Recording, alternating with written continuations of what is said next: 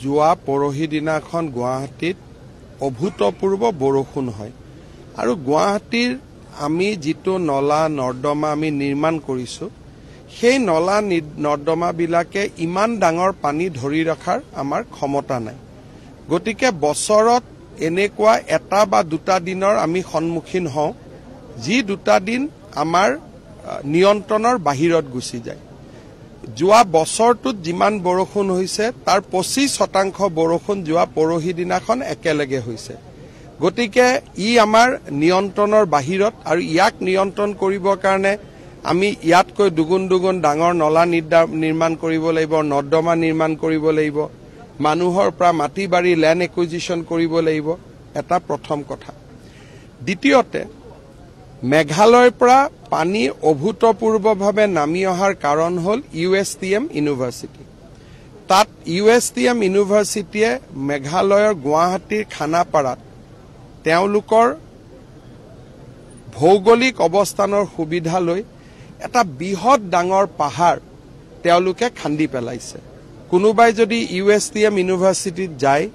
তেতিয়ালে দেখা পাব যে গুৱাহাটীৰ 4-5খন পাহাৰ একেলগে তাতে গুৱাহাটী ন মেঘালয় তাতে কাটি পেলোৱা হৈছে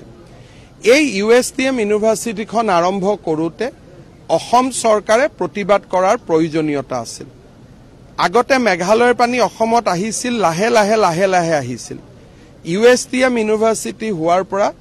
অভূতপূৰ্বভাৱে গুৱাহাটীত পানী নামি আহে এই USTM ইউনিভাৰ্চিটিখন হোৱাৰ সময়ত অসম চৰকাৰে মেঘালয় চৰকাৰৰ লগত কথা পাতিব লাগিছিল যে অকনমান দূৰত তেওঁলোকক অনুমতি দিয়ক লগত এখন দিল্লী পাব্লিক স্কুলো হল মেঘালয় গুৱাহাটীৰ ওচৰত থকা ভৌগোলিক অৱস্থানৰ সুবিধা লৈ গুৱাহাটীৰ মানুহে গৈ মেঘালয় চৰকাৰৰ অনুমতি লৈ তাৰ ওচৰ পাজৰৰ যিটো পাহাৰ গোটেই পাহাৰবিলাক কাটি অনুষ্ঠান আৰম্ভ কৰিছে বিষয়টো মেঘালয়ৰ মুখ্যমন্ত্ৰী ডাঙৰীয়াৰ লগত মই কথা পাতিম বাট ড্যামেজ ইজ অলৰেডি ডান যি ড্যামেজ হ'ব লাগিছিল তাক অলৰেডি তাক হৈ গল এতিয়া উপায় এটাই যে এই পানীখিনি আমি দীপৰ বিললৈ ডাইভাৰ্ট কৰি লৈ যাব লাগিব বা শিলখাকু বিললৈ ডাইভাৰ্ট কৰি লৈ যাব লাগিব কিন্তু ডাইভাৰ্ট কৰি লৈ যোৱাৰ বাবে মাজেদি যদি নলা নৰ্দমা বনাও বহুত ল্যান্ড একুইজিশন লাগিব যিটো আমাৰ আৰ্থিক ক্ষমতাৰ ভিতৰতো নপৰে